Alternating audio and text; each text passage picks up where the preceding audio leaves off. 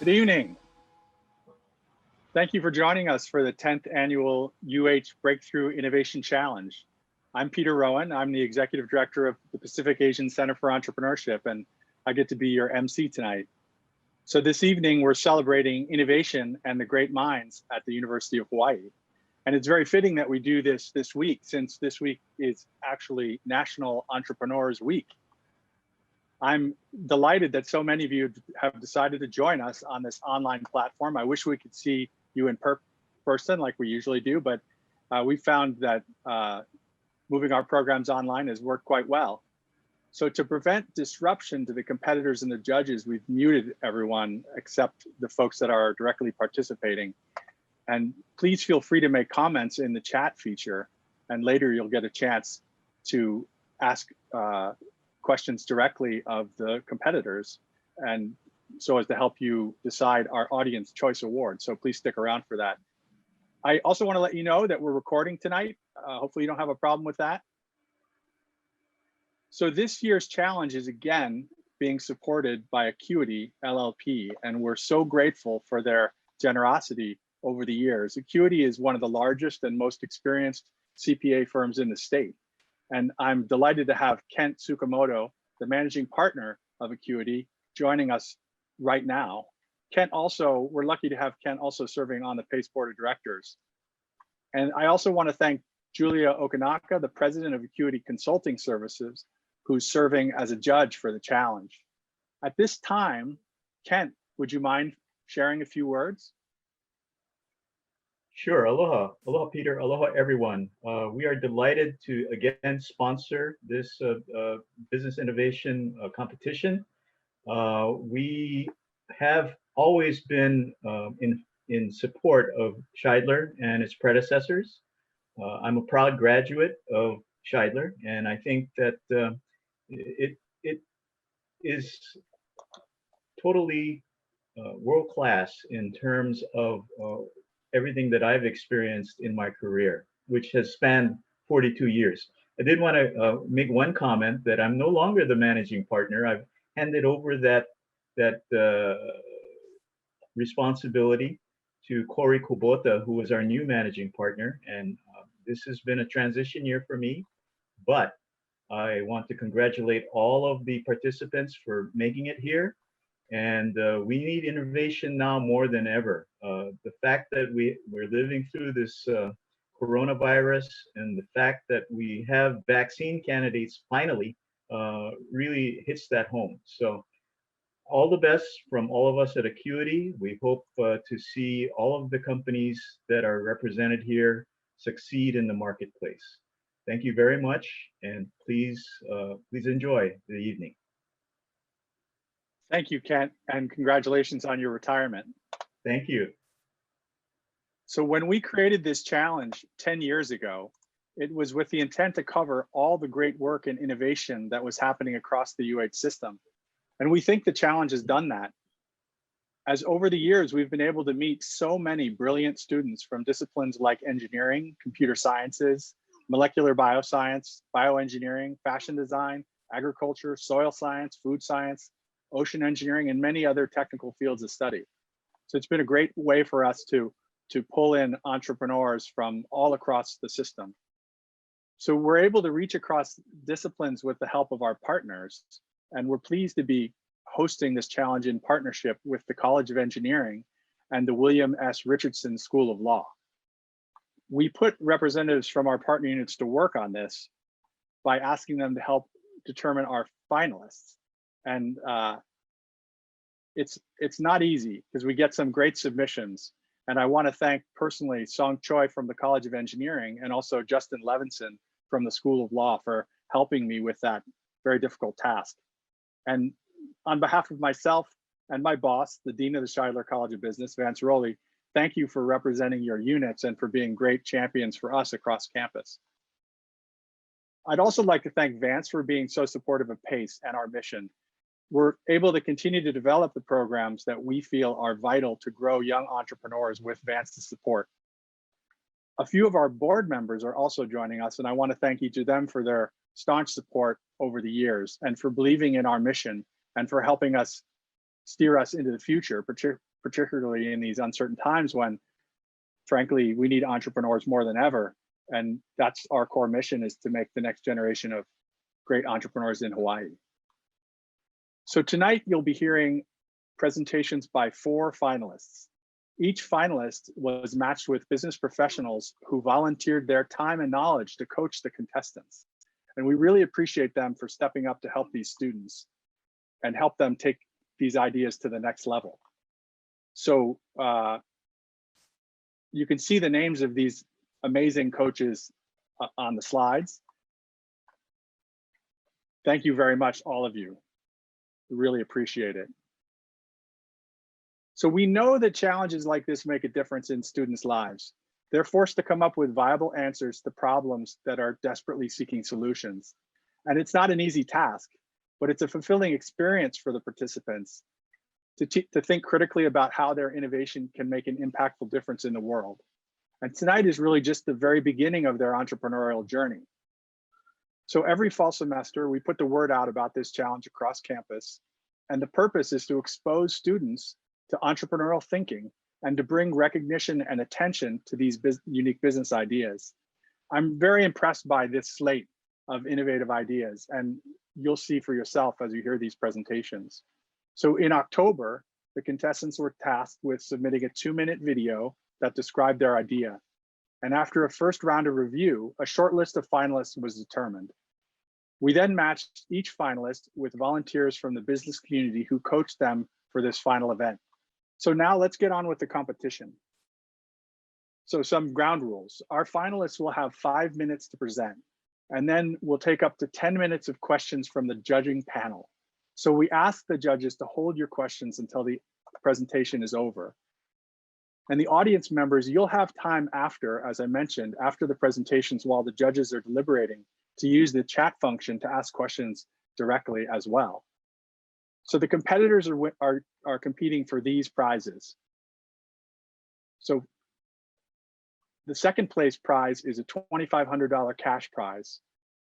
The first place prize is a $5,000 cash prize and automatic entry to the semifinal round of the Spring UH Venture Competition, which I like to think of is the equivalent of getting a free pass to the semifinals of the World Cup.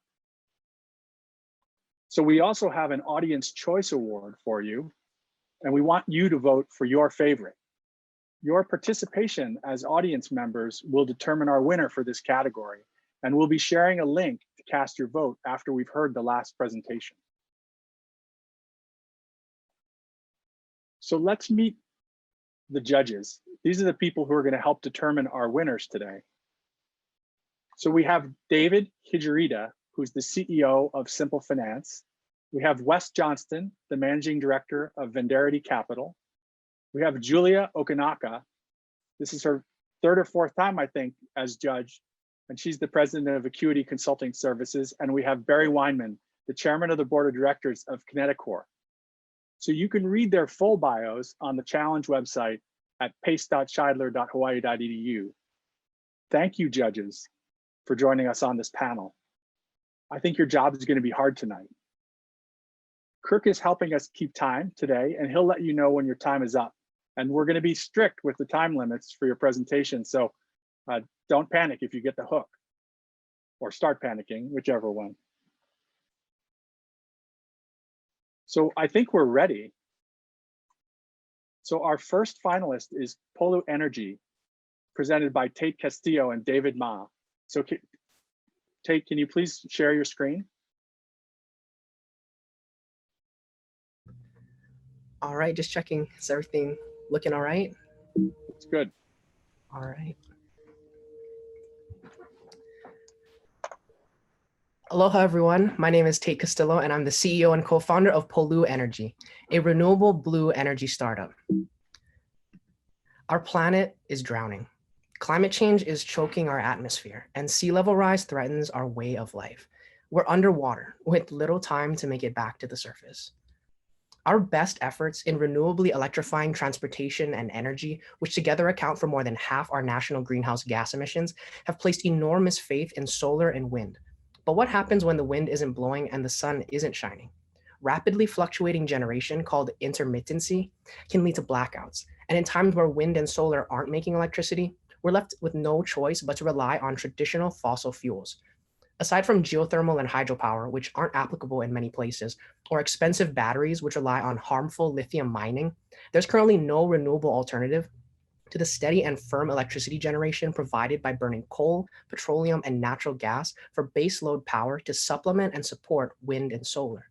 But with only 10 years left before irreversible climate disruption, according to the United Nations, what are we going to do? Well, there's still hope. Blue energy promises consistent power using the latent electrons in salt water to generate clean and reliable electricity. Blue energy, or salinity gradient power, is electrical potential generated when salt water mixes with fresh water. When special electrodes are immersed in mixing salt and fresh water, an electrical charge builds on its surface, and when it reaches its peak, it discharges that energy into electricity, using nothing but water, salt, and science. Our breakthrough innovation uses a patent-pending blue energy electrode that is both powerful and reliable. In combination with seawater desalination, our technology can use the saltwater byproduct known as brine as fuel for our electrode to desalinate the water in the first place. But what does that really mean? This diagram demonstrates that our technology has the potential to not only generate electricity for over 6,000 Hawaii households per unit using nothing but the excess brine, but it will also bring down the price of desalinating water that can be used for drinking and farming, all using a unit about the size of a single shipping container. For comparison, this is a picture of the Waihonu North solar farm in Mililani. It uses 12 acres of land to generate about the same power projected by our technology, seen here in this tiny circle on the bottom right, at nearly 3 times the price. We've got nothing against solar. We just think that everything has a best fit application, and as we hope to increase our food independence and expand agriculture in the islands, these large swaths of land may be better suited for growing food since you can't eat solar panels. But this all sounds great, but I know what you're thinking. Just how valuable is this and what are the numbers? Well, our total addressable market is almost $3 billion. Our serviceable addressable market is about $2 billion, and our target share of market is at 10% is valued at $205 million. This is just Hawaii, by the way. The global renewable energy market is valued at well over $1 trillion. The specific potential customers in our target market are electric utilities whose job is to provide energy, like Hawaiian Electric. Generally, they need to provide energy that's reliable and clean, all while following the law. On that point, their customer pains, aside from the aforementioned intermittency of solar wind energy fluctuation, are being legislatively mandated to achieve 100% renewable portfolio standards by 2045 or face steep penalties by the Public Utilities Commission. And this is applicable in other states as well. I've validated these, not just these pains, but these gains as well, which include, of course, procuring reliable and firm electricity by interviewing representatives from HECO and other electric utilities, ranging from people who are on-the-ground energy contract managers, directors of their technologies, planning, and renewable acquisition. If we take a closer look at the market demand for renewable baseload power, the proposed Honuola bioenergy plant that will burn eucalyptus trees not only received a waiver from the typical competitive bidding process, essentially fast-tracking development because it's a special exception, but it also secured revenues of close to $30 million annually for a total lifetime value of $1 billion close to, all at a price just barely better than fossil fuels. So for clarity again, the market demand for firm renewable energy is so great that the utility that supplies basically our entire state's electricity was willing to pay nearly $1 billion over locking themselves in 30 years just to save around 8 cents per kilowatt hour compared to fossil fuels, while, mind you, still sending CO2 straight into the atmosphere because we're burning trees after all. And really, this was the case because it was really the only best available technology at the time that can replace the kind of baseload power provided by burning coal. Now, again, our innovation is a breakthrough among all the important dimensions of sustainability, affordability, and reliability, with the potential of creating truly carbon-free clean energy and water that can be used to do things like grow food for us to eat. I humbly ask for your vote and support to bring this breakthrough innovation into the market in today's competition. Thank you all for listening, and mahalo.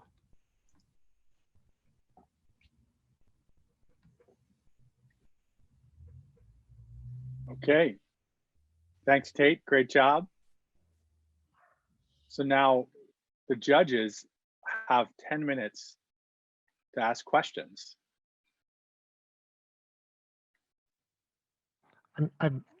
I'll just jump in very quickly. And I don't mean to scare you with this. So I'm an ex-failed physicist. So can you explain to me though how the technology exactly works and why this is available to us now versus, I don't know, 5 or 10 years ago? Yeah, certainly. So the fundamentals of this energy is blue energy, or Gibbs-free energy, as you're familiar with, and that's basically we're uptaking the ions, the positively charged ions in the salt water, the salt ions, and they get attracted and create an electrical double layer on the surface of these porous carbon electrodes, which then create this field and charge up and then discharge into a stream of energy. We've actually tried to attempt using this type of technology, blue energy, but a different method. So what kind of technology that we're using in the blue energy sector or space, you can call it, is what's called capacitative mixing, which is the mixing of the lower salinity, the fresh water or ambient ocean water, and something of a high salinity, which is hyper-concentrated salty ocean water or brine excess from the desalination. And one use case for trying to use other types of blue energy is what's called osmotic power, which is using the molecular forces and pressure that's caused when you separate a high salinity and low salinity water with a membrane, like a very thin film. And as those ions are pushing against the film, like traditional sources, they use that pressure to turn a turbine. The state of Norway spent millions and millions of dollars from their sovereign wealth fund over the course of a decade trying to improve and prove this membrane-based style of salinity power. And eventually it just kind of had to get shut down. But that's not what we do. We use porous carbon electrodes in the capacitative mixing sense, which is a fundamentally different process than the membrane. So ours is membraneless, turbineless. It uses these porous carbon electrodes to be able to basically stick to these ions and create electricity. Well, I have two questions. First of all, when you talked about competition and you talked about Honolulu, you know that they've been told that they're not going to be able to go forward. So that's not a good use of a competitor because they really aren't a competitor anymore. You're aware of that, right? Yes, I'm absolutely aware of that, and I appreciate you bringing that up. Because the issue with that was using a, they did get their PPA approved. What ended up happening was petitioners argued that there was not proper carbon emission life cycle analyses reports conducted before those PPAs or the contracts for purchasing and selling the energy were approved. So that's why the Supreme Court ended up reneging on their approval. So we're really using that use case as an example for firm renewable power. That was a recent example of an energy contract to get an idea of what the going price and rate and term was for that kind of deal, to use that and apply it to what our potential revenue could be looking like. Okay, so how much energy does it take to convert the salt water? And where are you going to get enough fresh water to make this valuable? Because fresh water is a very commodity that is in narrower use. We don't have a lot of fresh water. I absolutely agree with you. And thank you for bringing that up as well. So that perfect segue to this slide again. So the conjunction of our technology with desalination is we're able to use the excess brine, which is the high salinity volume of water from the process of splitting the ocean water into drinkable fresh water and highly salty brine. We take the highly salty brine and then we actually use an intake of ambient ocean water. It doesn't have to have absolutely no salt or ions in it for it to create electricity. So we're actually projecting that we're going to be using ambient ocean water to be mixing with the high salinity brine from the desalination process, which will result in our estimates of about 400,000 gallons of fresh water, in addition to creating about 5.5 megawatts of electricity. So our solution is really a two birds with one stone.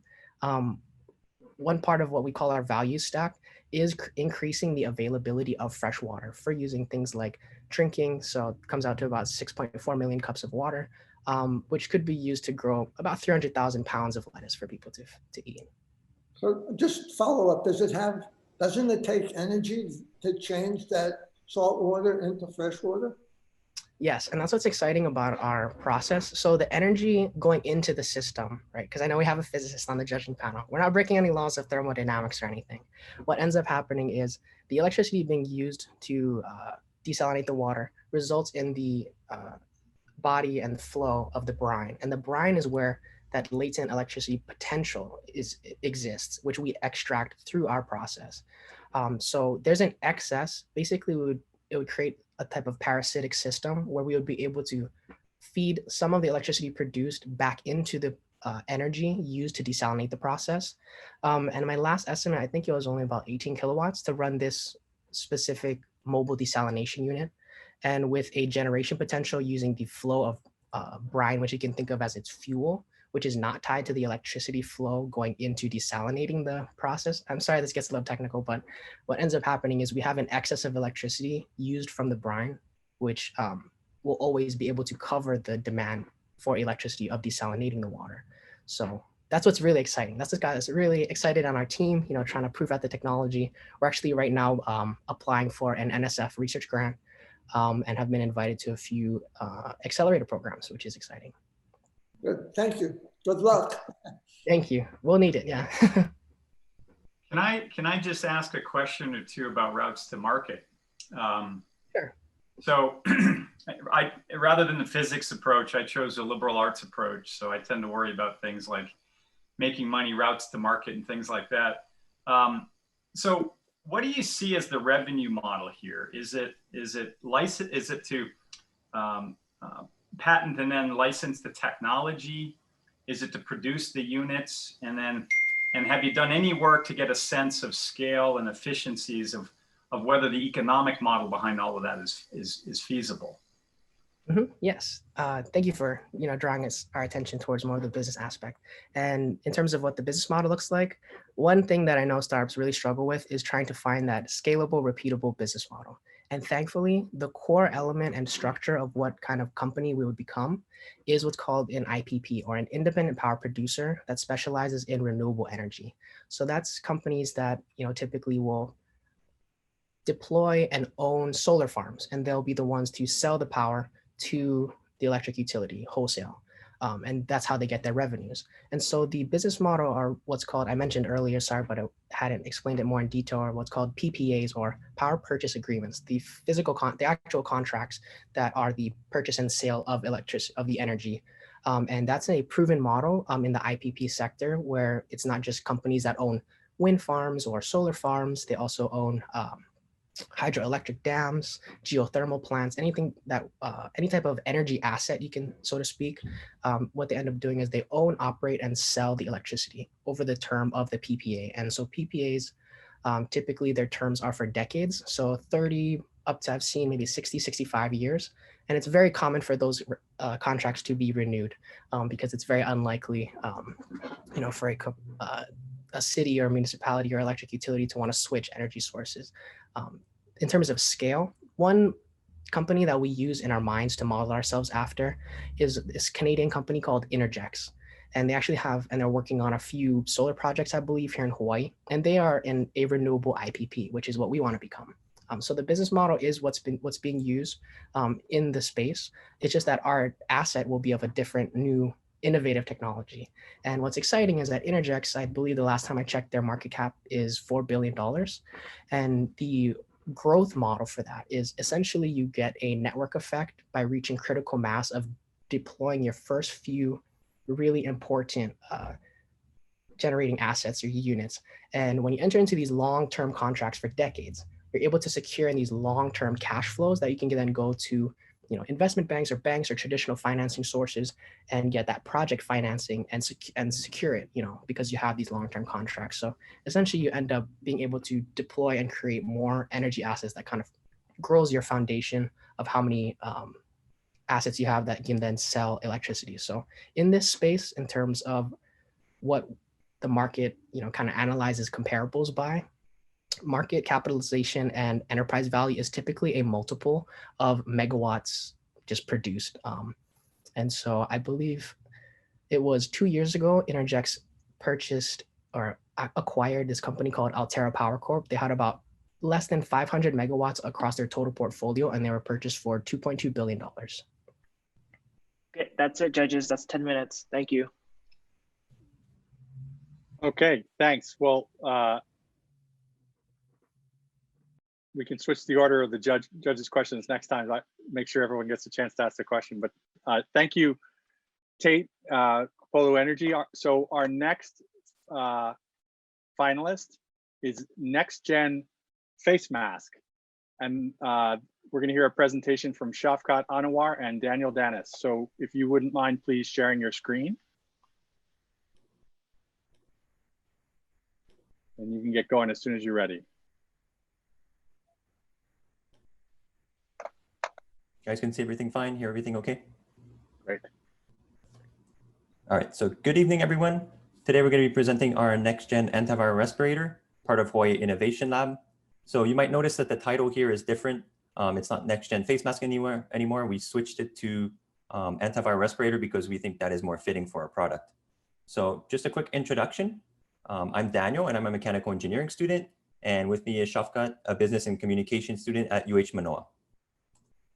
So at this moment, our nation is facing a rising coronavirus concern with an average of 150,000 cases per day. Millions of frontline workers, including EMS, healthcare, firefighters, and military personnel, are exposed to the coronavirus at their workplace on a daily basis. So for the general population, surgical and cloth masks are adequate to slow down the spread, but frontliners need an additional protection due to their exposure to hazardous environments. So for this reason, the CDC has guidelines for frontliners in an infected environment to use OSHA-approved masks, such as N95 or N100, in combination with a visor.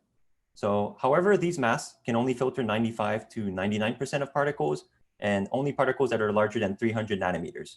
Yet, the size of one single COVID virus is 100 nanometers, so it cannot be filtered by these masks. So another option is to use powered air purifying respirators, also known as PAPRs, which provide superior protection to N95 style masks. But the downside to this is that PAPRs are comparatively expensive, heavy, and less durable. So to reduce the risk of infection in an exposed environment, we have come up with a design for a compact and lightweight full-face respirator capable of filtering and neutralizing airborne pathogens. So our respirator also addresses common issues that typical face masks have, like breathing difficulties, getting excessively hot inside, fogging glasses, and not being able to read facial expressions. So how does it work? So the air filtration in a respirator takes place in two stages. So in the first stage, the air passes through a carbon filter to trap larger particles. And then in the second stage, the air passes through a small pore filter, which is enclosed inside what is called a photocatalytic biomicroreactor. So in this stage, UV light activates a reactant that's on the filter, and then that breaks down all organic contaminants, effectively killing all viruses. So our respirator also uses a fan to help push the air through those filters and then also facilitate with breathing. And then this fan also serves the purpose of keeping the users cool and eliminate moisture buildup inside the mask. So our respirator has several competitive advantages over the current state-of-the-art competitors. It's up to 6 times lighter in weight and 15 times cheaper while being able to kill any airborne pathogen.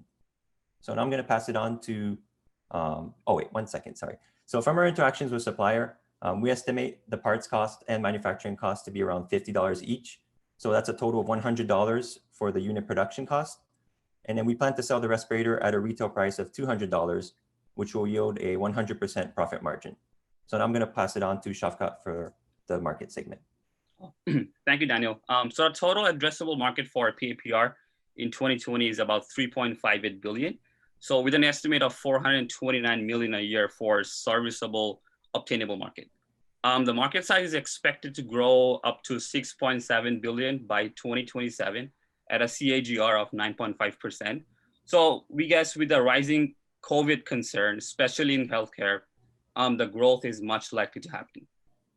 We have identified 6 customer segments that includes industrial, healthcare, fire service, oil, gas, military, and petrochemicals. So through potential customer interviews, we have validated healthcare, fire service, military, and rest are in the process of validation.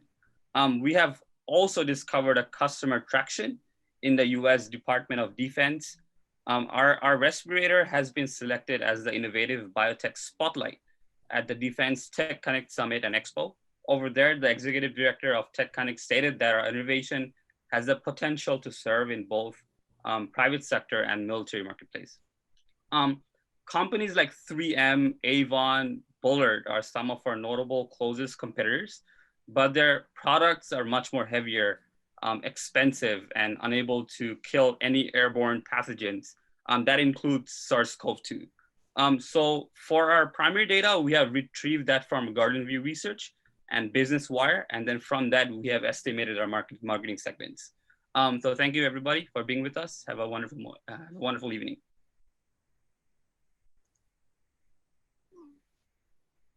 Okay, thank you. Great job. And now we'll turn it over to the judges.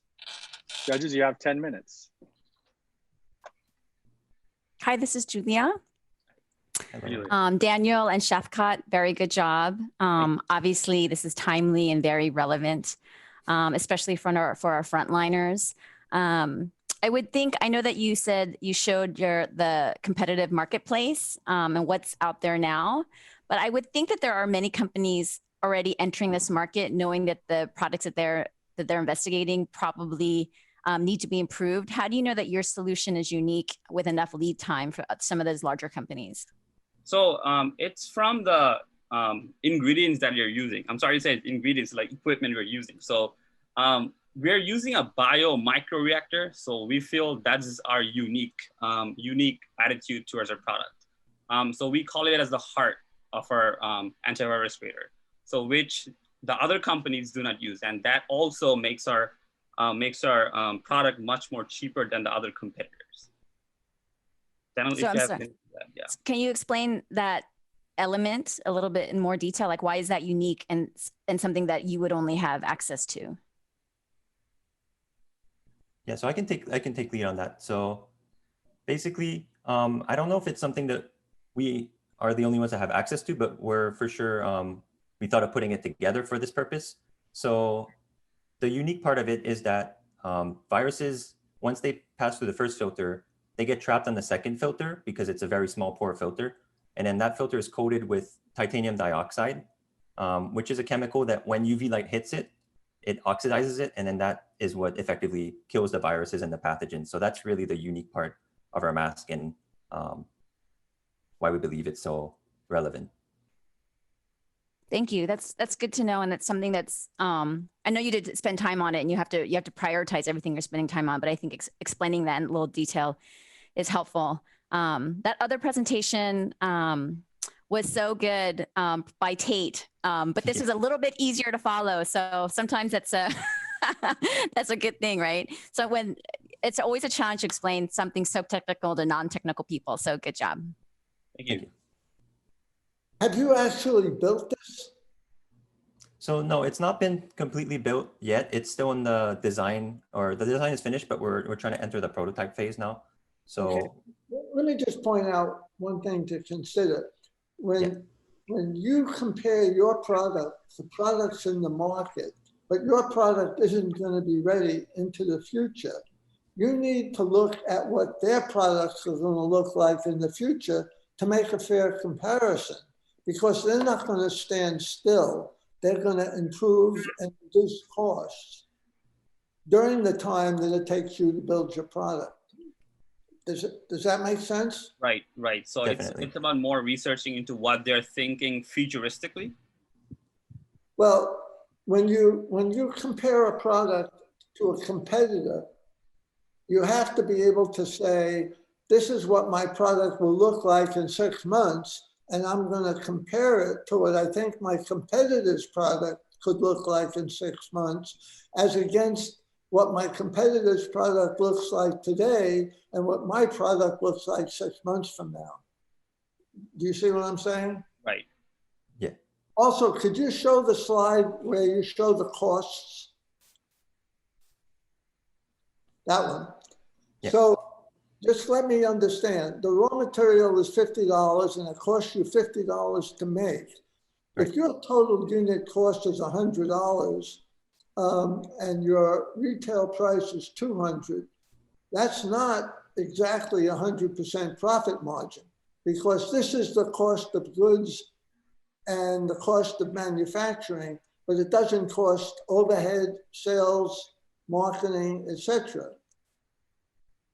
Have you figured out what that would cost? So, So- our, Oh, go ahead. sorry, my bad, sorry, Daniel. Go So ahead. the estimate over here, we have contacted someone who can make us a prototype. So it has been based on a costing for prototypes. So when we're gonna take it to a manufacturer, so this will come down more, even less. Yeah, the price, the manufacturing cost is expected to drop. The estimate we have right now is based on a small company that could do it like a couple units on a small scale. Just to get, because that's basically one of the main companies we reached out to, because we're still in the prototype phase. Can I just ask a quick question about portfolio? So to Barry's point, your competitors have a portfolio of products. 3M is a good example.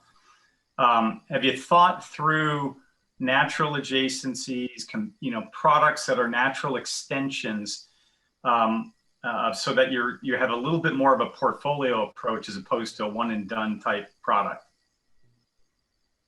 So as you can see, currently 3M is dominating the market, but we were more focused into what their battery durability is, how hot it gets inside. That's something we have figured out through talking to fire department over here and then the EMS workers as well. So we are more focused in those sectors, and then of course pricings. So rather than taking up to the portfolio wise, we were more focused into this one, but we'll for sure take it as suggestions. This is David. I just have one question, and maybe it's similar to what was asked already. But if you think about your customer, your target customer, how do you actually reach them in terms of distribution? So, for example, is Serum dominant because they have the best product or the best distribution and sales channel, right, to kind of reach these target markets? Or sometimes some of these things are supply chain dominated versus product dominated, right? And you see that in beverage distribution, et cetera. And I don't know anything about the mask market here, but what does that look like? Like, do you need to really have a strong supply chain in order to win here? Or is it just you go through somebody, you sell your product to 3M who then has the distribution channels? So this was a journey for us. The journey, we started with two type of face mask designs. We had the full face, which is this one, and we also had a half face mask. But market is so much bigger, and there's so much competitors already that created a gap in the full face one, and that included the customer segments for the frontline workers. So we wanted to focus on that gap, so we pivoted over there. And then distribute wise, we were thinking of talking to the private sectors first. We haven't thought into the process of distributing yet, because this is still a designing phase, but we will take into consideration about this more, yes.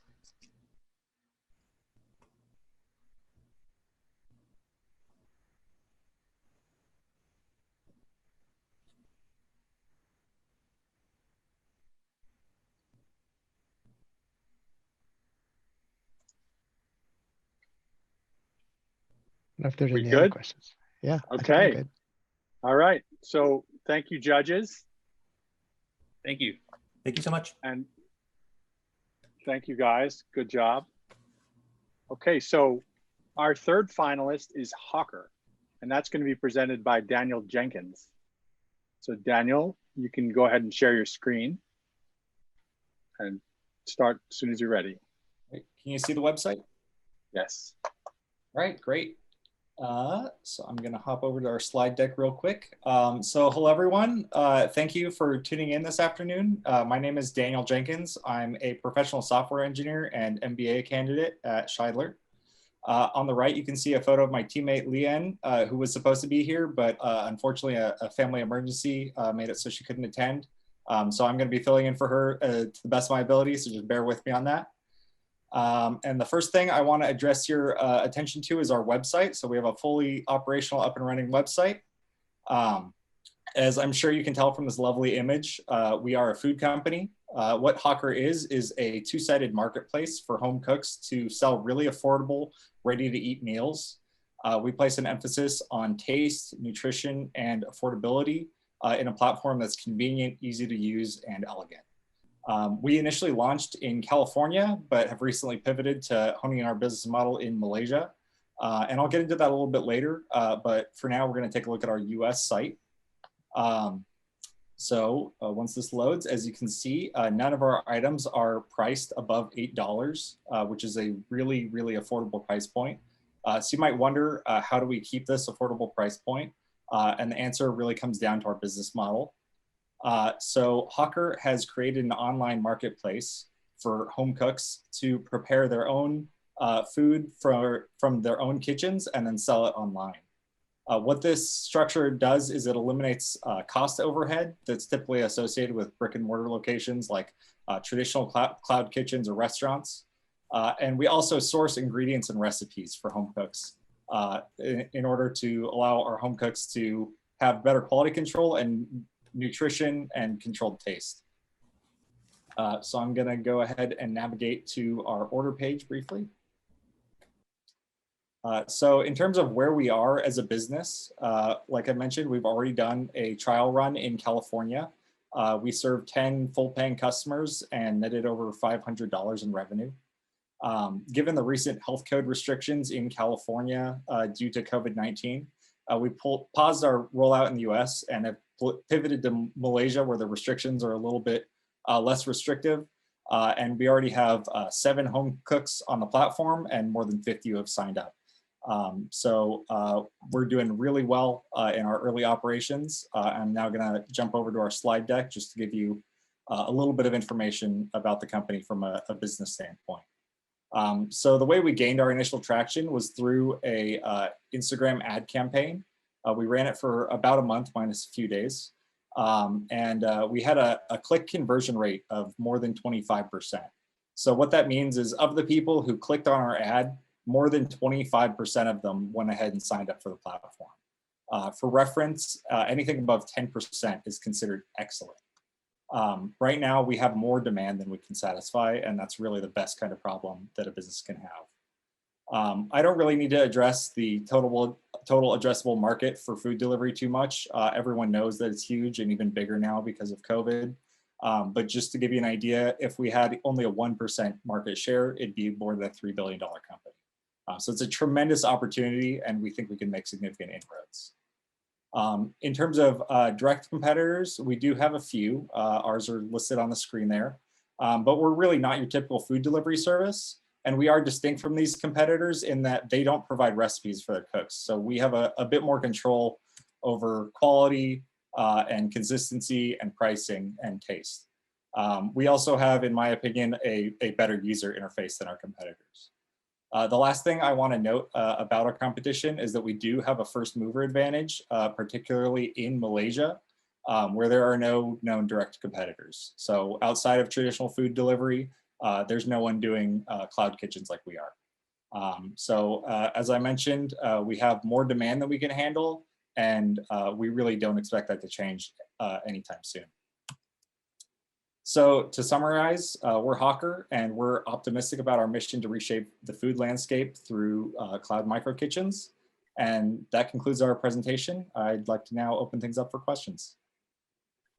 Okay, thank you, Daniel. Great job. And now I'll turn it over to the judges. You have 10 minutes. Take it away.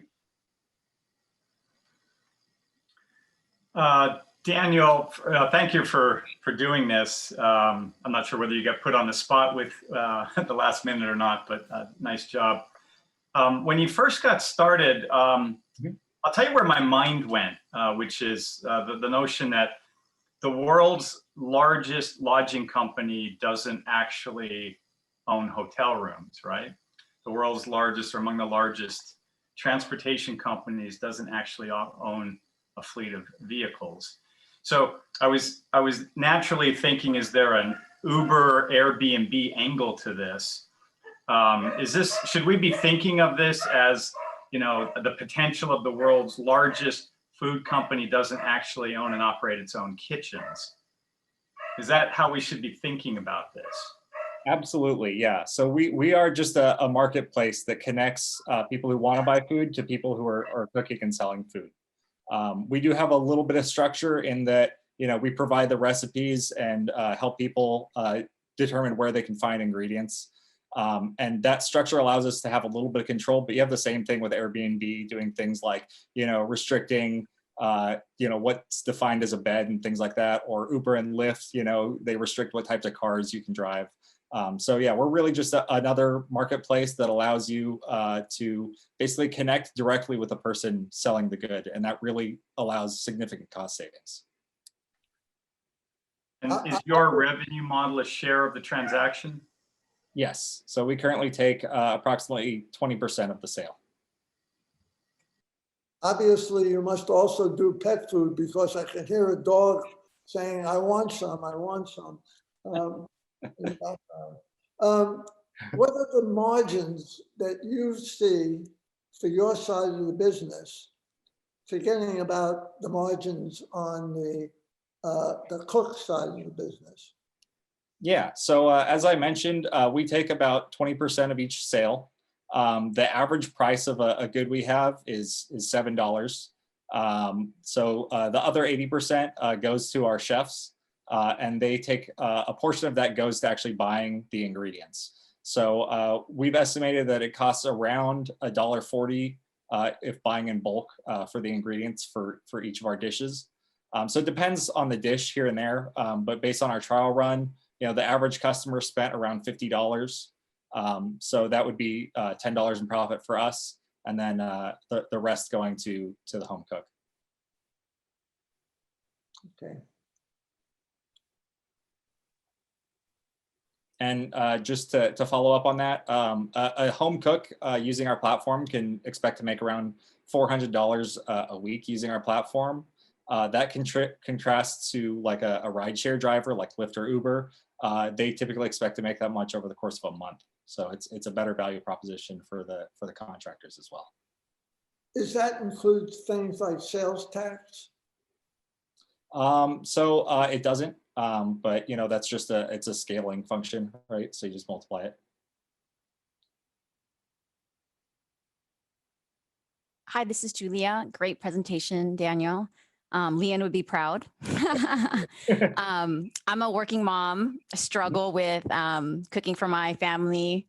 Now that I'm home and I'm working at home with my husband, he thinks that because I'm home, I should be cooking, and that's obviously should be a shared responsibility. I'm also going through a home renovation right now, and I don't have a kitchen. So I cook for my family using a microwave and a toaster oven.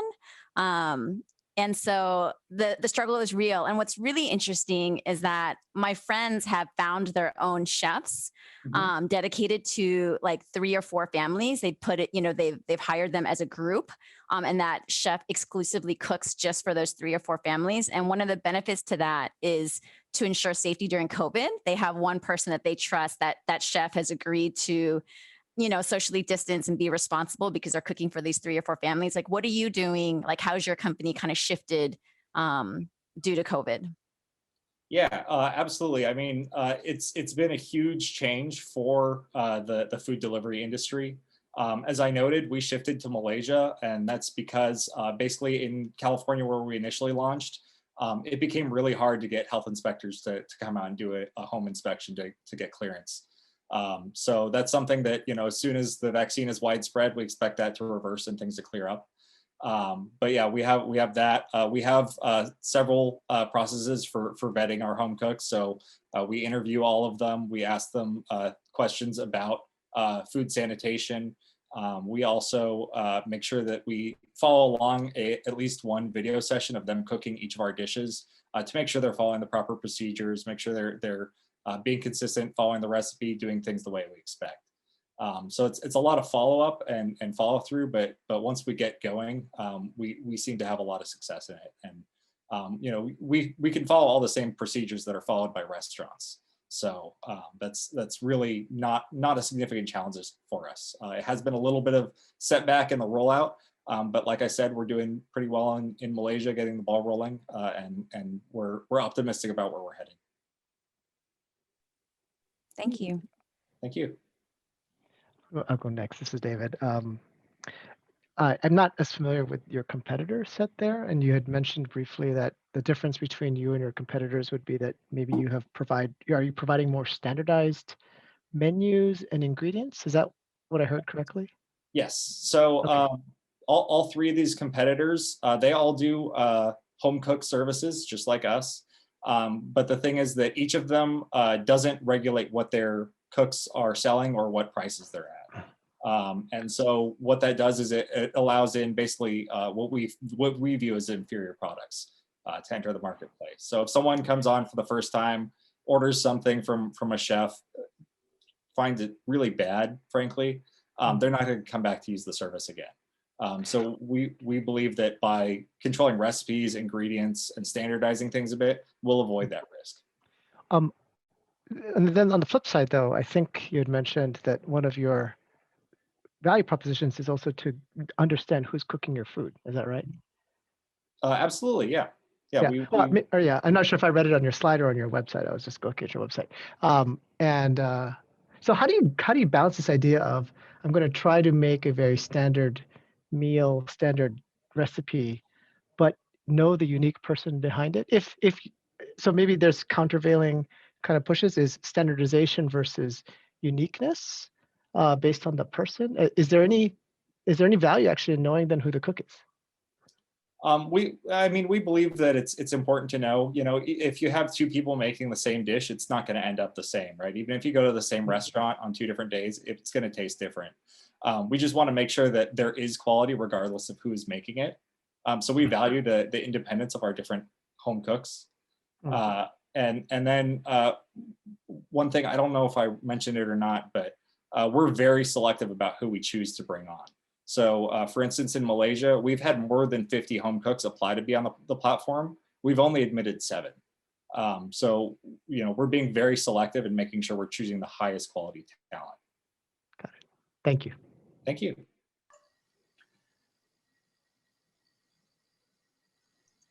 Judges, you have 2 minutes left in Q&A. It's Wes again. Just an observation.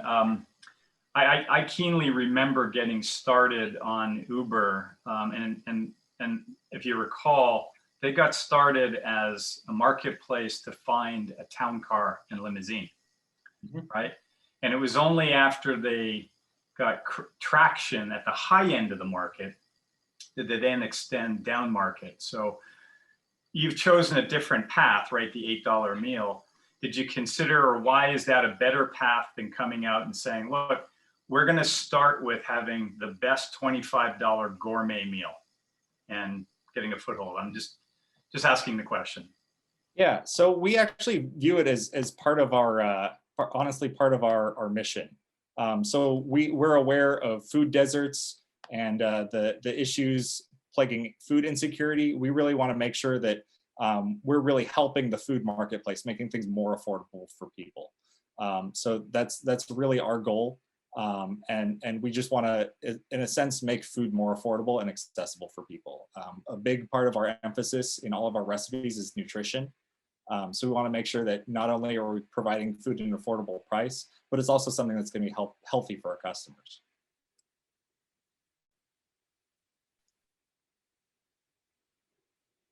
Okay. Thank you, Daniel. Great job. Thank you so much. So let's move on to the 4th finalist, which is now casting Solar Irradiance. And that'll be presented by Kyle Hart, Peter Sadowski, and Giuseppe Torri.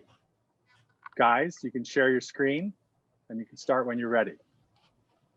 All right, give me 1 second here.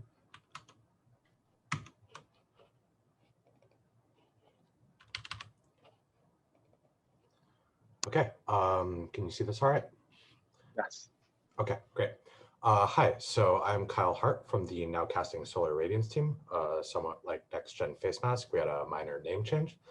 I am here to present our system for using a data-driven approach and machine learning fuel to forecast solar throughout the Pacific. So to get started is here in Hawaii is just like a lot of the rest of the country and the rest of the world, we've committed ourselves to a renewable future within the next 20 to 30 years. And due to our location and due to the assets that we already have on the ground, it's very clear that solar is going to be a major component of this switch to renewable. Moreover, solar, because of political conditions, is renewable. It's not something that's going away anytime soon. However, because we are on an island, we do have a unique set of difficulties. We do require grid stability, but if anything goes wrong, we're unable to say, go buy some power from the next state like you might be able to do on the mainland. And then this brings us to something that one of the previous competitors had mentioned is the variable and unpredictability of solar. So getting a little bit into the weeds, I'll try to make it as simple as I can, is from the grid manager's perspective, is as you increase the amount of net distributed solar generation on the grid, well, is if you have a very thick bank of clouds that covers or uncovers a large amount of those assets within a scale of minutes, that can create some problems for you. To deal with these problems currently is because we're making our decisions somewhat ad hoc, is you're forced to turn on peaker plants, which are a bit more expensive and a bit more dirty than the more efficient baseload plants. You might also be forced to do some ad hoc load reduction or load building by scheduling commercial scale appliances. What we're proposing to do is provide high resolution, both spatially and temporally, forecasting for solar irradiance over the islands to grid managers such that they could make these decisions in advance without compromising the stability of the grid. To do this, we're using a new generation of weather satellites that was launched by the National Oceanographic and Atmospheric Administration. Is the instruments on these, they have the highest resolution to date, going all the way down to 0.5 kilometer squared. And they take pictures of the entire Western Hemisphere every 10 minutes. So what we could do is we could take these stacks of images downloaded from the satellite in real time and throw them through a state-of-the-art neural network to be able to predict motion and predict patterns of clouds over the islands. This is different from the traditional approach where you might use a very large amount of compute to calculate some sort of physical simulation.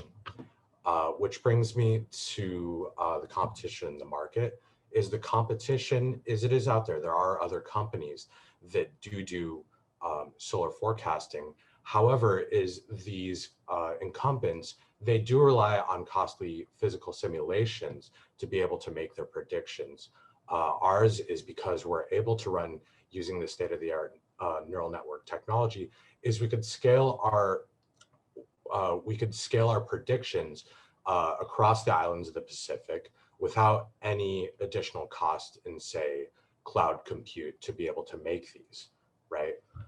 We've calculated our market size based on the World Bank's estimates for urban area throughout the Pacific and Oceania, not including major land masses. And we've calculated a roughly initial monthly target revenue. Looking forward, this does have potential for informing operators of smart buildings, smart homes, for solar-centric scheduling of appliances such as air conditioners, washing machines, etc. We've had interest from the astronomical community. And then as our ocean freight does move to a renewable future as well, we hope to be able to inform them. Currently, we do have an ongoing relationship with HECO, and they've been giving us feedback on the technology and the prototype that we have developed. And yeah, so I'll let any Thank you, questions? Malcasting. Okay, that's thank you. And we'll go to the judges. So judges, you have 10 minutes. Have you actually built this? Yes. And is the model working in accordance with what you expected? Absolutely. It's actually working even faster than we expected it to. We do have we currently are downloading live data from the satellite and making predictions and retraining our model on a daily basis.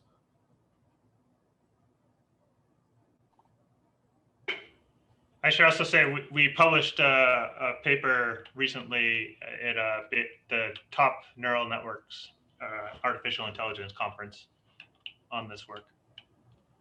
I have a quick question on this.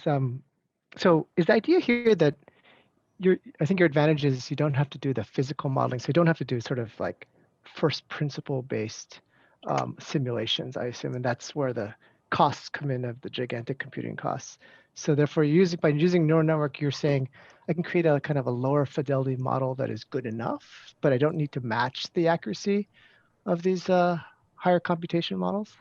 Or I would say the first part of that statement is true, and the second part of the statement, absolutely not, is we are able to match the accuracy and exceed it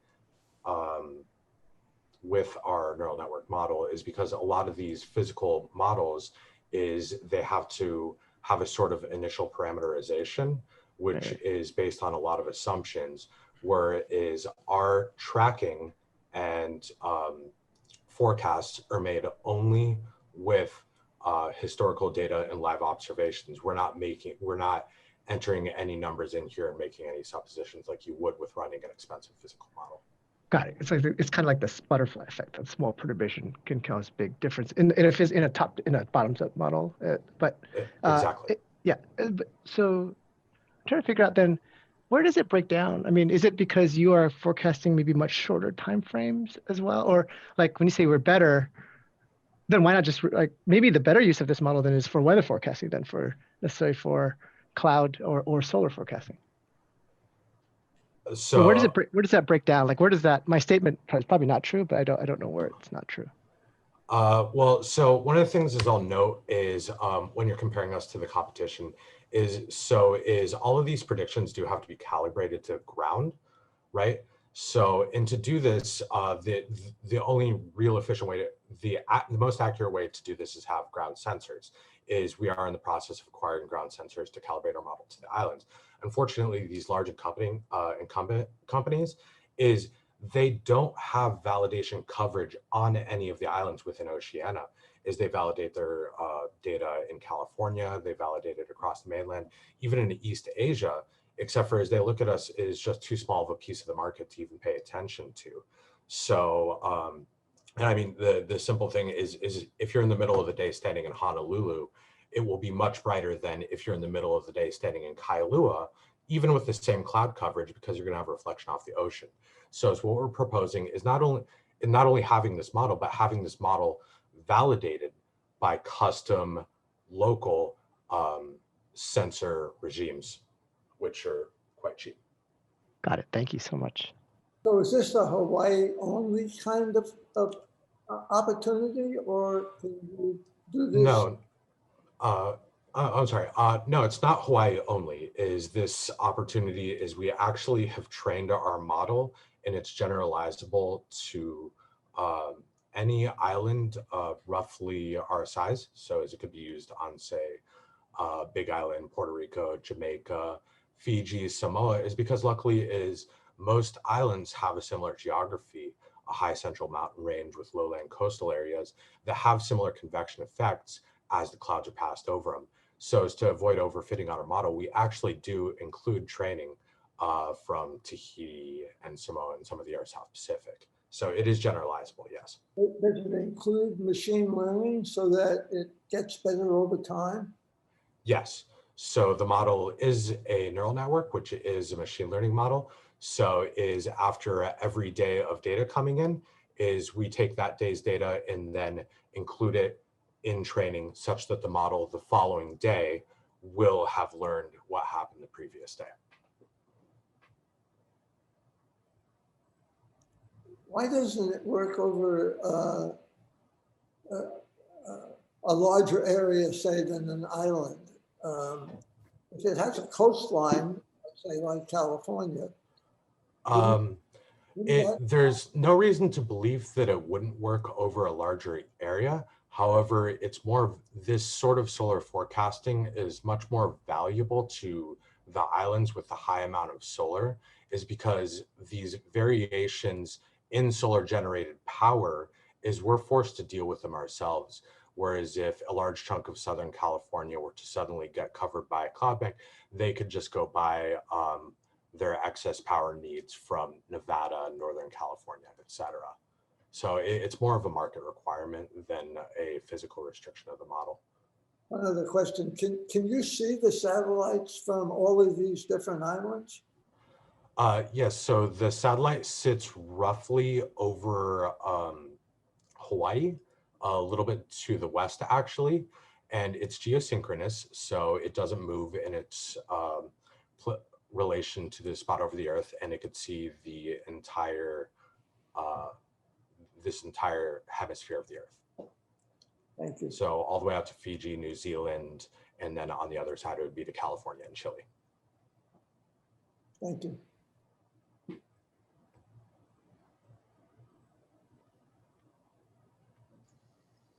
Hey, Kyle. Hi. Oh, sorry. No, Go ahead, Wes. No, go ahead, Wes. Thank you, Julia. Kyle, thank you for this. I want to make sure I fully appreciate the IP in all of this. So should I value and think of the IP largely from the perspective of the AI and the ML and all that goes into the algorithm and the learning aspect of it, which suggests that it could be repurposed into other things? Or is it really just a unique combination of the artificial intelligence and the data itself? Like, is this sort of uniquely used for this use case? I would say is that the AI can be applied to other use cases. Ultimately, is we are using AI to model the movement of clouds. Is the appeal of it, I would say, is the AI in the combination with the validation to whichever island that we're building it for. But is, yeah, the AI, the IP in itself is we have a licensing agreement with the university. This was initially developed at the behest of, we were the winners of the HICO Innovation Challenge this spring. So because of that is, we do have a licensing agreement with the university to use this for our business, and the licensing in the IP is around the model itself.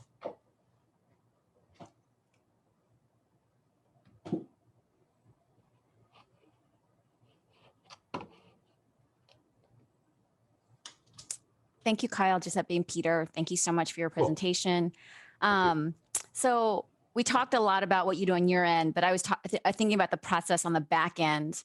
So when the grid managers, do the grid managers have the ability to make decisions earlier? Like, what kind of action can they take if they get this better information from your technology and innovation? Okay, yes, they do have, I apologize for stopping the screen share, is they do have the ability to make these decisions earlier. Is every day the grid managers come up with a production schedule and then alter it as demand and supply realities change throughout the day. So is what we're doing is giving them a more accurate picture of what's going to be happening on the supply side throughout the day. So that rather than ad hoc spinning up, say, an expensive diesel peaker plant, when there's some sort of spike or drop in solar generation, is they could rely on the much more efficient and cheaper to run baseload plans that may take 30 minutes or 40 minutes to spin up. So if they know what the cloud patterns are going to look like 30 minutes in advance, an hour in advance, they can make these generation schedules and save themselves not only a lot of money, but carbon output that they would have otherwise had to have used from a dirty fuel. Thank you, judges. That's 10 minutes. Oh, I heard that. Okay, great job. That concludes the competition part of the program. So now we're going to ask the judges to move to a breakout room to deliberate. And while they do that, now's the chance for the audience to ask a few questions of the competitors.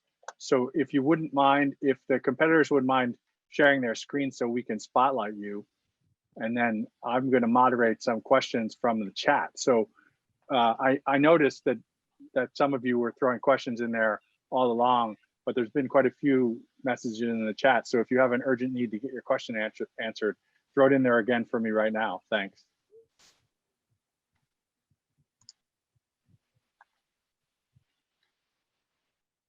So I have a question for Hawkr.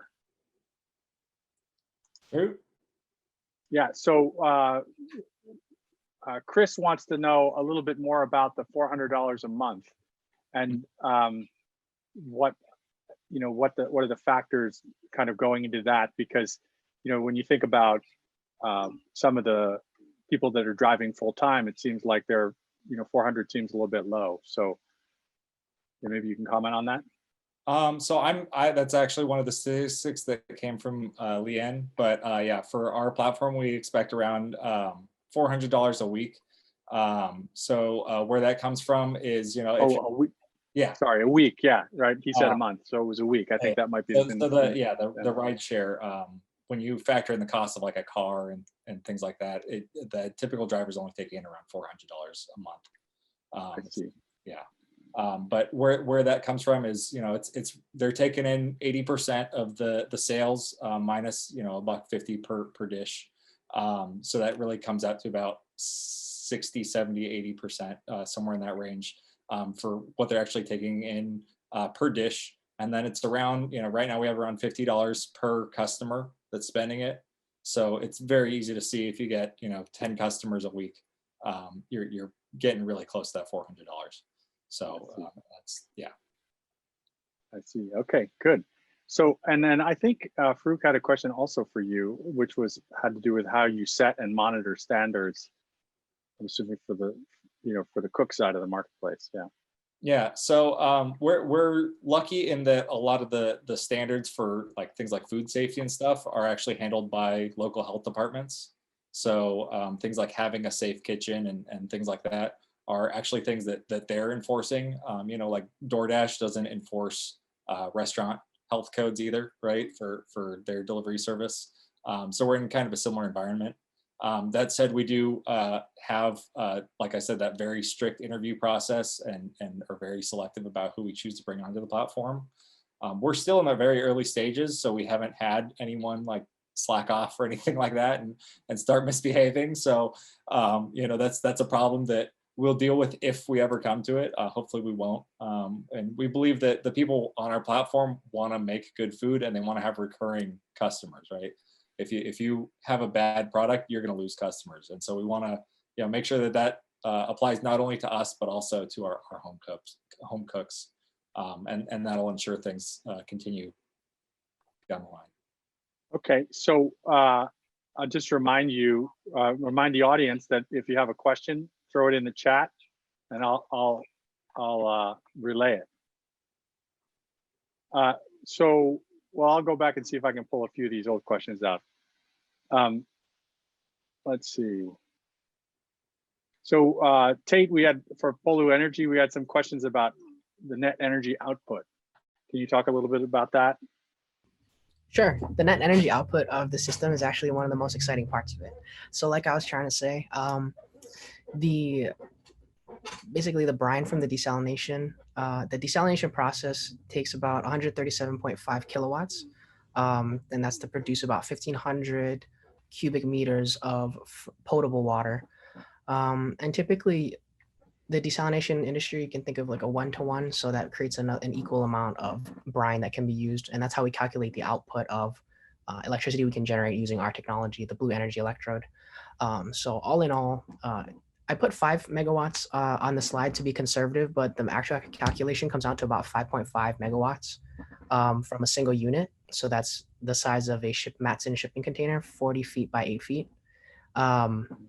Housed mostly, the electrodes being exposed to the mixing process. So it's 5.5 megawatts, and subtracting 137.5 kilowatts, the net energy output of the system is still around 5.5 megawatts. But we round down because I think it's a little bit easier for people to conceptualize. So for example, using 80 of our units, which could fit end to end in Aloha Stadium, we can power every house in Hawaii.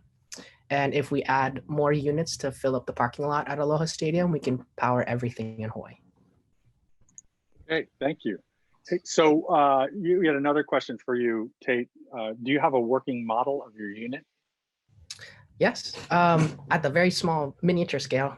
So what we're doing right now to build up that next, we're going to call it a pilot scale model prototype. We're applying for non-dilutive federal research grants. And trying to participate in great competitions like this that support student startups, just to try and get us on the move to get that funding. So the stage that we're at is we're still performing experiments in the lab scale, but over the course from March to now, we've been able to increase the output about 3 times. But I don't put that in the calculations for the presentation because I want to be conservative to see if those improvements will scale. Okay. All right, thanks, Tate. So you're off the spot for now. Sir Lester wants to talk to the next gen antiviral respirator folks. So wants to know a little bit more about the distribution chain. I think a judge asked you about that. You said you hadn't given it much thought, but can you comment a little bit about how you think you're going to go to market once you get out of the design phase? Yeah, sure. So this mask is more generic towards the first responders. So our goal is to save them. Yes, our motivation do come from to distribute to the public, but that is later on. But since it's a first responders, we're trying to see what their main problem is. So the current PAPR that is in the market, they filter the particles, they filter the virus particles, but they cannot kill it. So, or kill can be a bit brutal over here, but it cannot neutralize it. So our mask can neutralize it. So we're trying to sell this idea to some conferences right now. So that is we're trying to get the market first, then we're thinking about distribution. Suppose for military, we took this idea and then they kind of liked it. So for military, they do not work without having a contract. It can be private or public, whatever it is, but then they do not work without having a contract. So you cannot just go and then sell it. For EMS, they work differently. I work as a journalist in this town, and then I went to EMS went out with EMS as a part of my assignment. And where over there I saw they were more or less concerned about them being affected than they care more about others being contaminated with this. So what I'm trying to say is, yes, we need to think about the production. We need to think about selling it. We're also thinking about what they want first. So I don't know if this answered the question, but hopefully it did. Yeah, sure. Okay, well, it looks like the audience has exhausted their questions, so everyone else is off the hook. So thank you very much, competitors. So the judges are still deliberating, and I got a little bit of a song and dance here to do for all of you to kill some time. And then I'm very excited to invite back one of the past competitors, the past finalists, to give you an update on where they are. So what I'd like to do now is invite Traven Watase from Scholars App to come and give us a little bit of an update on his entrepreneurial journey. I was lucky enough to have Traven as a student of mine when he was an undergraduate, and I've watched his startup progress really from less than an idea on a napkin all the way through to competing in the Breakthrough Innovation Challenge, and now he's up and running. So I think I forgot to mention that you can vote for your audience choice pick now. So there's a link that Tracy's put in the chat. But in the meantime, Traven, I understand you have some slides you'd like to share. Yeah, thank you so much, Peter. And also thank you for your kind words. You are literally the first teacher to ever say you had the privilege or honor for me to be your student. I don't hear that too often, so I appreciate that. I don't believe that. Oh, it's there. All right, let me share my screen. All right.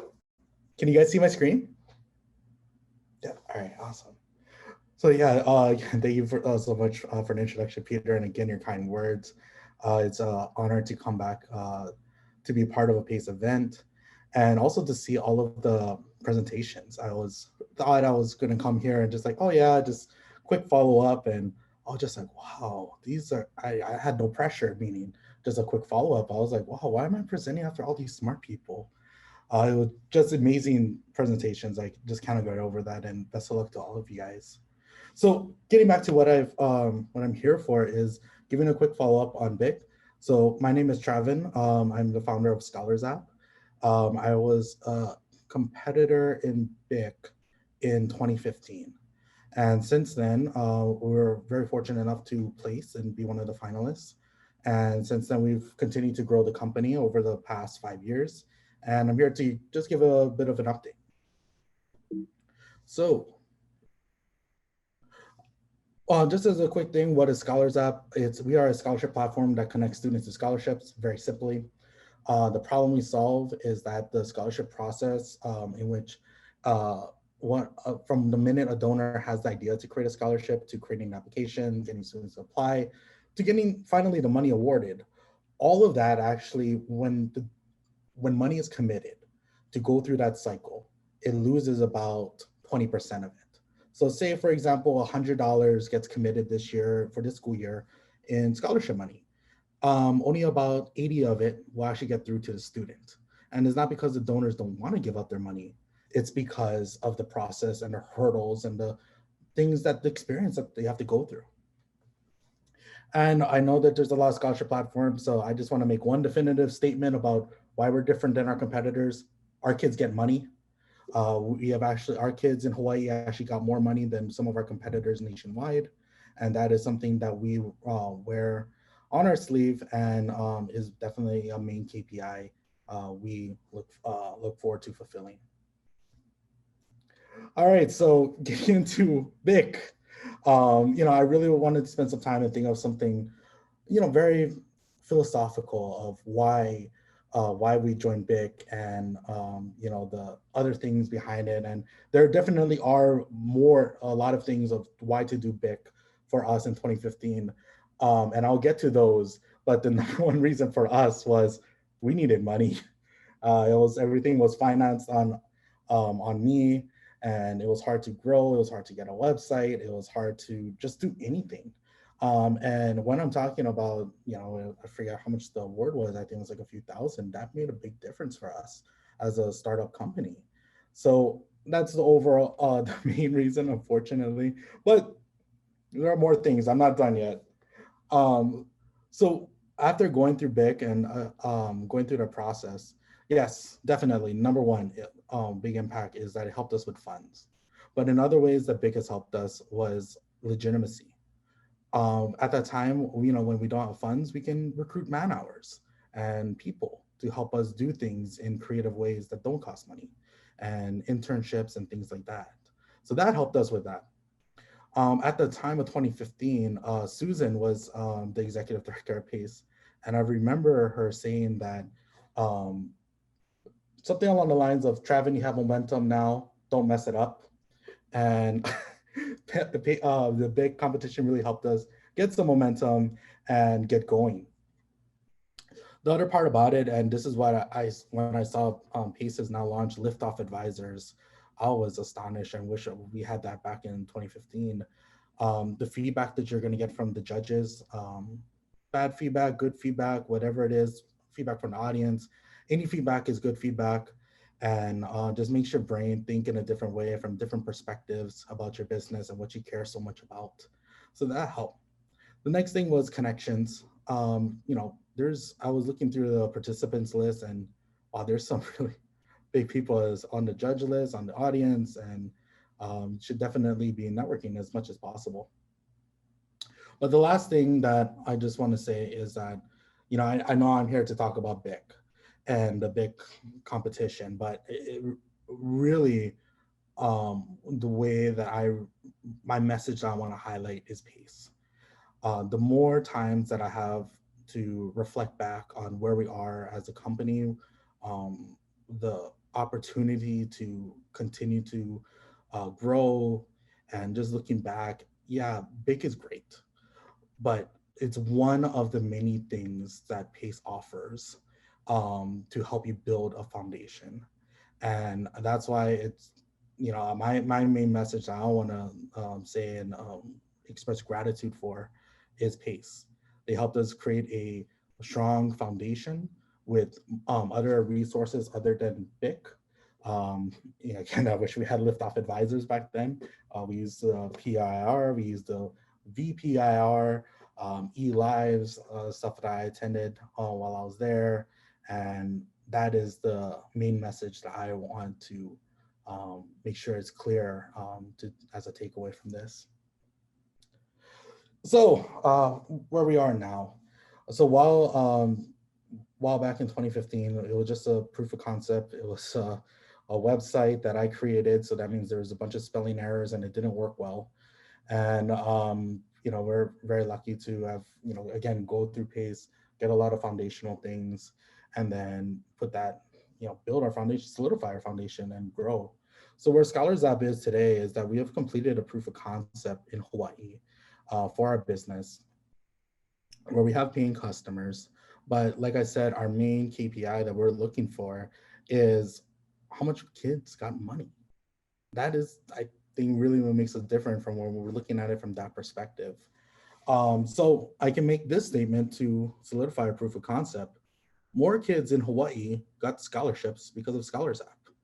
And that is because we created over $1 million of new money that from existing donors, just because the experience that they went through on Scholars App was more joyful, it was empowering, whatever it was, they forked over $1 million more. And we expect that to be continuing for years to come. So that is the main metric for our proof of concept. Well, other things that we have done is altogether, our students on Scholars App have received over $20 million last year. Over every single high school in the state of Hawaii has an account. And over 70% of all high school seniors in Hawaii have signed up, which is actually higher than the amount that actually graduate from high school and go on to college. Our donors have received, sorry, that's an error, it's actually 6x more applications received. And like I said, $1 million more was created for our students in Hawaii. So now where we're at is after we completed our proof of concept, we're very lucky to raise some money from Hawaii investors. And we just finished our seed round. Granted, it looks like we're going to be adding, as of this week, it looks like we're going to be adding a little bit more money into our seed round, which I'm very thankful for, and potentially go into the Series A sometimes this year. Now we took our pre-seed money, which was money we got last year, so not this round, but last year before the pandemic. And we use that to grow nationwide. I can say about 1 in 5 high schools across this nation now have a Scholars App account. Last year, about 3% of high school seniors nationwide also created an account.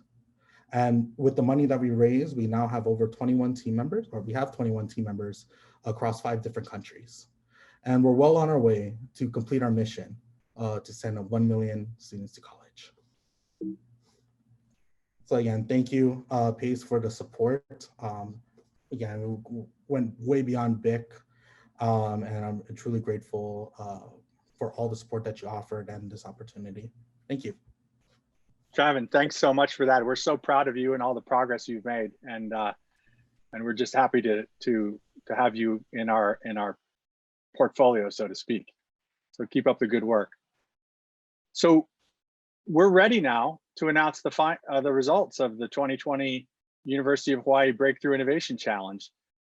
Thank you, judges, so much for helping us make this tough decision. I dropped in the breakout room and there was a fist fight going on, so it seemed like it was tough.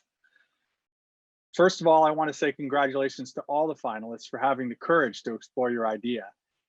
Thank you to their coaches for helping them develop them. They've obviously done wonderful work, and all of you are winners. So everyone earns a $500 award for their video entries. So, but the judges have spoken. So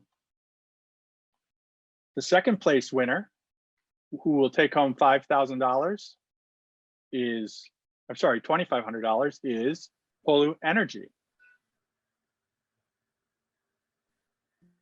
Thank you so much, judges and everyone tonight. I appreciate it. Mahalo. And the first place winner, taking home $5,000, is Nimbus AI. Congratulations. Oh, thank you so much. Mahalo. Don't act so surprised. Yeah, I'm really surprised. Thank you. Okay, and lastly, our audience has spoken. Your favorite, who'll be taking home $1,000, is Next Gen Respirator. All right. Thank you so much.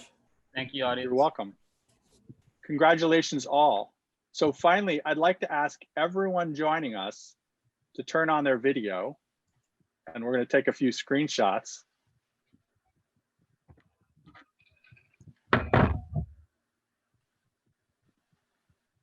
Hi, Sasha. Can you stop screen recording? Sorry, not stop. Okay, there you go. Perfect. Okay, thank you, everybody. So I'm gonna go ahead and count of 3. Ready? 1, 2, 3. Another one. 1, 2, 3. Okay, perfect. Sorry, we're gonna do the second side of the screen. Ready? 1, 2, 3. Perfect. Okay, thank you, everybody. All right. Well, this is usually the part where I tell everybody to get home safe, but I imagine many of you or most of you already are home safe. So thank you again to Acuity, our generous sponsor. Congratulations, Kent, on your retirement. Thank you to the judges and the coaches, and thanks, Tracy, for putting on a great event again this year, and thanks to the PACE team for coordinating it. And this ends the program. Thanks for tuning in. Hope to see you soon.